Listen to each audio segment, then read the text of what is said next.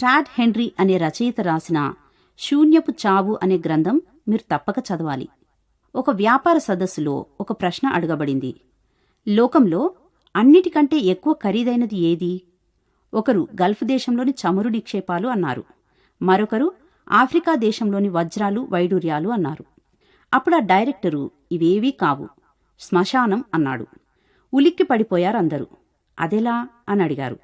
ఎలాగంటే, రోజుకు ఎందరో చనిపోతూ తమ శక్తి సామర్థ్యాలు, సకల నైపుణ్యాలు, తలాంతులు గోతిలోకి తీసుకుపోతున్నారు తమతో పాటు అన్నాడు.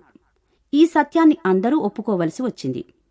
హెన్రీ తన పుస్తకంలో అతి శ్రేష్టమైన మీ జ్ఞాన సంపదలు, వనరులు మీతో పాటు సమాధికి తీసుకెళ్లకండి ప్లీజ్ అని అడుగుతూ ఉన్నాడు.